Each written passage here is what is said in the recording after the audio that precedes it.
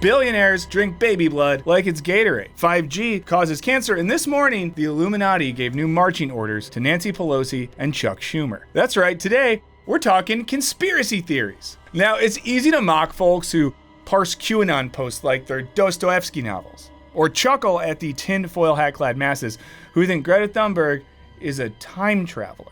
And that's a real conspiracy theory that I just learned about, but I kind of believe it. She has real 24th century vibes. But today we're going to ask something that might seem counterintuitive to everything that we stand for.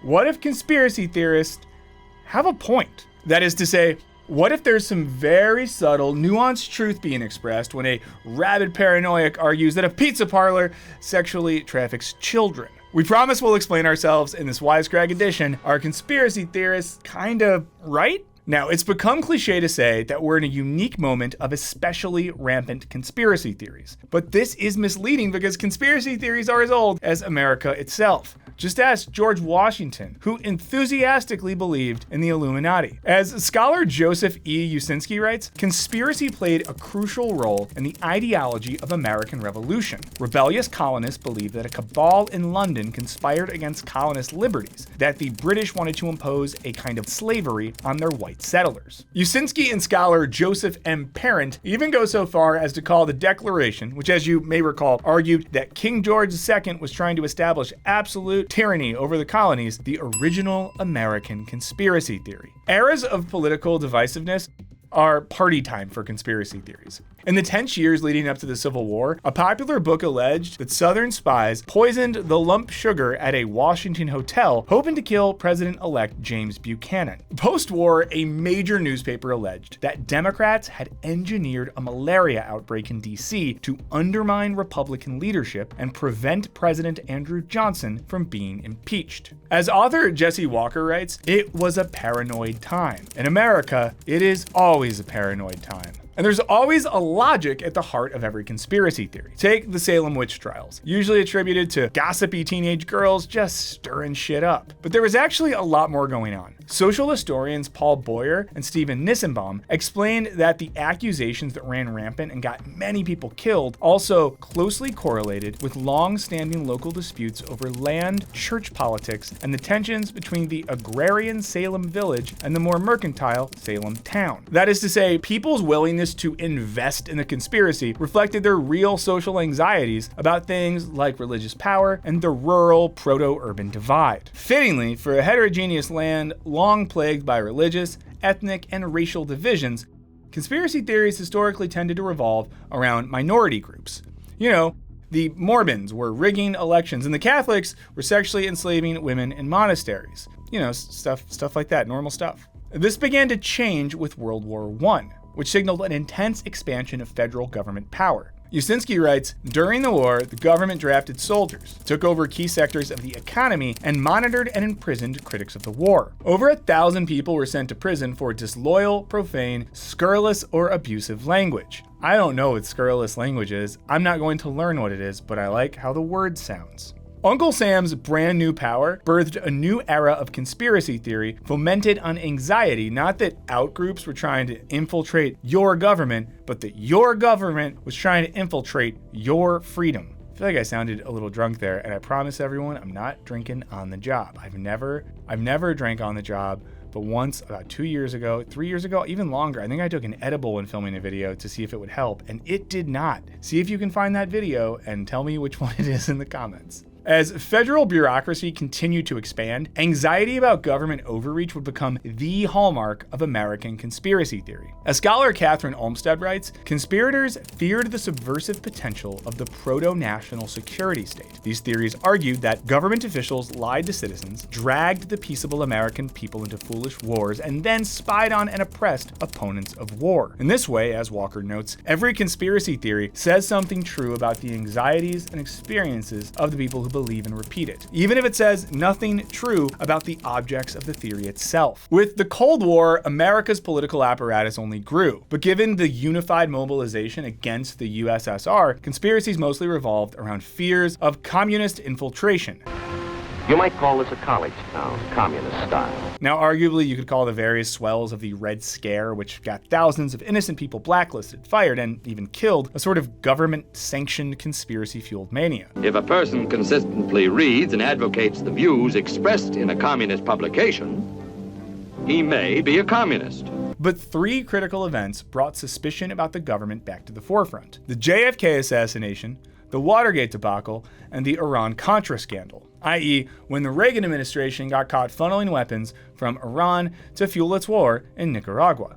The JFK assassination was followed up by incomplete, even shoddy investigations. That wasn't because the FBI, CIA, or White House necessarily wanted to cover up the real killers, but rather that they worried, as Olmsted puts it, an aggressive inquiry would reveal explosive secrets about the FBI, JFK, and America's policies towards Cuba. As Olmsted elaborates, leaders at the time were statists, trying to maintain Americans' trust in their system of governance. Ironically, their lies would shatter that trust. Even Kennedy's successor, Lyndon Johnson, didn't believe that Lee Harvey Oswald acted alone, but this became the official story. In fact, the CIA introduced the term conspiracy theory in 1964 in attempts to discredit any naysayers, which is when you started hearing it in everyday conversation. Now, despite a sketchy explanation for who shot the first ever kinda handsome president, in 1964, nearly 80% of Americans still said they trusted the government to act in their best interest. That number would plummet to 36% after Richard Nixon was caught on tape trying to cover up a Republican break-in at Democratic headquarters and subsequently resigned. Watergate was followed by multiple investigatory congressional committees which turned up legitimately crazy shit about the American security apparatus, like the CIA plots to kill Castro with an exploding seashell and a poisoned diving suit. Or MK Ultra, the CIA's mind control experiments that included hiring sex workers to dose their clients with LSD in Operation Midnight Climax. Or the FBI's efforts to use MLK's extramarital affairs as blackmail to get him to kill himself. I remember when liberals got all into James Comey and the FBI and they're like, oh, the FBI's the resistance. It's like, no, motherfuckers. They tried to get MLK to fucking kill himself. They're bad. I'll say it, the FBI is bad. Rather than quelling American suspicion, these revelations, along with Hollywood's healthy supply of political conspiracy thrillers, ushered in a new era of paranoia about the vast bureaucratic state. Upon taking office, the anti-big government Reagan would redefine executive overreach when, after Congress decided to stop supporting an anti-communist war in Nicaragua, he covertly empowered the CIA to funnel weapons from Iran. Subsequently, Olmsted writes, Americans' faith in their government dipped to Watergate-era levels. It's no wonder then that rumors that say the government had engineered the crack epidemic to control black people began to proliferate. It is aimed at African American, there's no doubt about that whatsoever. Especially as the war on drugs and the prison industrial complex went into overdrive. This spread into the 1990s, and with the mass adoption of the internet,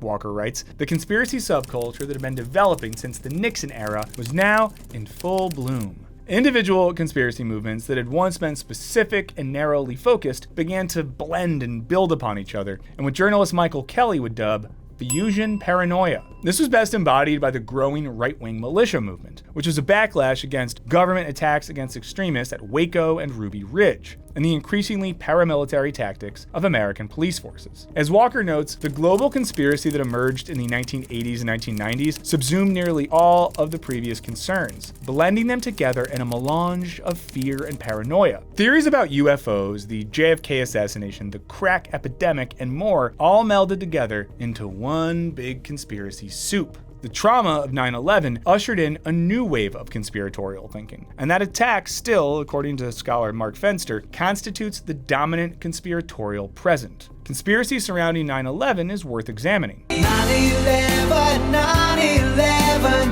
what went down with Building 7? The failure of the massive American security apparatus to protect the country was shocking, and led many to make conclusions that it wasn't a mere failure, but something far more nefarious, i.e. deliberate government plotting. But as scholar Rob Brotherton writes, the problem was not conspiracy within the government, but incompetence, endemic lack of interagency communication, failure to divulge information to those who most needed it, rendered everyone blind to the clear and present danger right in front of their eyes. Still, the very popular 9/11 truther movement fits a common pattern of conspiratorial thinking, overestimating the powers of your opponent. Don't believe what he says, boys. We caused 9/11. It's all right here in these secret documents, but you'll never get them.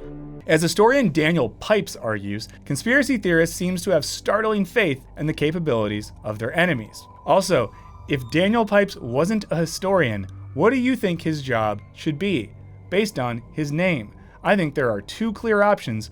Let me know what they are in the comments. And philosopher Karl Popper argues that conspiracists even imbue their chosen boogeymen with godlike powers, essentially ascribing them divine agency. The mainstreaming of various 9/11 conspiracy theories suggests that it's easier for some to believe that the government was organized and powerful enough to engineer the attacks than it was too incompetent to stop them. Maybe that's because if the US was truly so incompetent, it raises the possibility that such an attack could happen again, which is too frightening a prospect for many to deal with. Shortly after 9/11, George W. Bush cautioned Americans, "Let us never tolerate outrageous conspiracy theories concerning the attacks of September the 11th. Apparently unable to follow his own advice, he quickly blamed the attack on Saddam Hussein, using this and faulty evidence of weapons of mass destruction as a pretext to start a lengthy, expensive, and destructive war. That tried to kill my father! As Olmsted puts it, in the case of 9/11, the Bush administration officials' response to the terror attacks followed the model established in World War I and perpetuated and refined through the Cold War. They promoted conspiracy theories. They plotted conspiracies. They expanded executive power, repressed dissent, and lied and covered up the truth of what they had done. All of these actions worsened rather than allayed the American public's distrust of its government. In a post-9/11 world, conspiracy continued to congeal, proliferating over the internet and constituting not only kooky beliefs, but many people's entire worldviews. That may be why we feel like we live in a more conspiratorial world than ever. There's a big difference between being suspicious of, say, Catholics versus believing that all the levers of power are conspiring in tandem to articulate a new world order. Conspiracy thinking might not necessarily be more rampant today, but it may be more comprehensive. So what should we make of conspiracy theorists in 2023? As journalist Sarah Kendzior puts it, a conspiracy theory, when rooted in a sincere desire to find and expose the truth, is a refusal to move on from betrayal. Conspiracy theories are expressions of grief and memory. In this way, conspiracy theorists are almost like the small child bursting into tears during a tense family dinner. They know that something's wrong, they just can't articulate exactly what that thing is. Here, we can't help but think of a classic fable by psychoanalyst Jacques Lacan. It concerns a jealous husband convinced that his wife is cheating on him, who obsessively searches for clues that he's right and thus views the most innocuous things as evidence for his case. Lacan argues that even if the man's wife is in fact cheating on him, the man is nevertheless behaving pathologically. Applied metaphorically then, even if conspiracy theorists are right about the government, the thought process behind interpreting every single sign as proof for one's case could nonetheless be seen as pathological. This means that even if your overarching paranoia is in fact correct, whether it's that your wife is cheating on you or that your government concealed the truth about how your handsome president died, the pathological desire to hunt for evidence and interpret that evidence to fit your thesis can not only make you seem a little crazy, it can make you do legitimately crazy things like, I don't know, bring a gun to a pizza parlor to find the kids in the basement, even though the pizza parlor doesn't have a basement in the first place. What's more, once you start centering your worldview around shadowy conspirators, you're liable to see their fingerprints everywhere. This is a particularly dangerous way to think in this day and age. Psychologist Mike Wood argues that the internet's constant onslaught of information means that by sheer weight of numbers, there are bound to be some apparent inconsistencies that can be seized upon and used as evidence against the mainstream narrative of the event. Also, guys, if Mike Wood wasn't a psychologist, based on his name alone, what would he be? I can think of 2 jobs that would be suitable for someone named Mike Wood. Let me know what they are in the comments. When you have access to more information than ever, it's easier to cherry pick convenient facts that slot in with your worldview. A conspiratorial perspective can also be quite alienating. even if you're not just worried about being cuckolded. One study found that if you're already an extremist, conspiracy theories are liable to make you even more extreme by pointing to forces beyond our control, articulating an enemy to hate, sharply dividing the group from the non-group, and sometimes legitimizing violence. As of 2013, 28% of Americans believed that a secretive power elite with a globalist agenda is conspiring to eventually rule the world through an authoritarian world government, while 4% believed that shape-shifting reptilian people control our world by taking on human form and gaining power. Now guys, I get it. It's easy to look at these stats and just have a good long chuckle.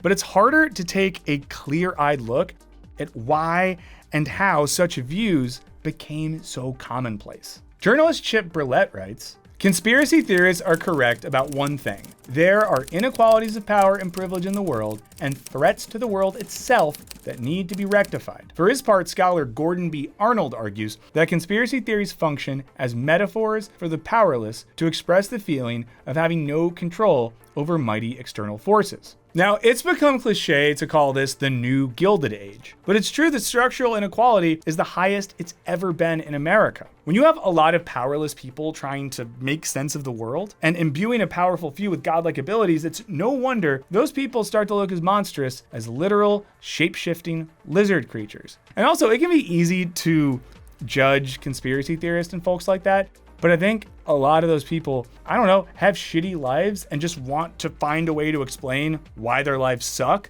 As Fenster writes, conspiracy theory represents the desire for and the possibility of a knowable political order. Yet in its disturbing revelations and uncertain resolution, it also implicitly recognizes the difficulty of achieving transparent, equitable power relations in a capitalist democracy. Put more simply, conspiracy theorists are looking for answers about why and how our world became so unfair and so unequal. And if their answers sometimes end up being a little bit hilarious, it doesn't change the fact that things are unfair and unequal. And even the most outlandish conspiracy theories are, when properly scrutinized, able to reveal some very true things about our world and the many frustrations some of us feel about it. Kenzier argues that without the abject failure of authorities to go after Jeffrey Epstein for decades, despite concrete evidence of his many crimes, QAnon, which she calls a reactive movement, couldn't have possibly gained so much steam. It's a lot easier to believe that the rich and powerful have a child sex ring after learning that Epstein orchestrated an actual child sex ring, and that politicians, law enforcement, and journalists largely remained silent until public scrutiny finally caught up with them. And then a whole other conspiracy emerged around how Epstein did or didn't die or kill himself, but you guys just work that out amongst yourselves in the comments. Now, to be clear, we're not arguing that you should make a conspiracy theory your new personality, because we want you to make a brand your new personality. Pick a brand, a corporation that gets you, that you relate to, that you feel like reflects your values, and make that brand your whole personality. But we do think that instead of dismissing your conspiracy-happy Uncle Eddie as a kook, it's worth thinking about what he's really saying when he argues that chemtrails are a giant government plot to make you sterile. But what do you guys think? Do the conspiracy theorists kind of have a point?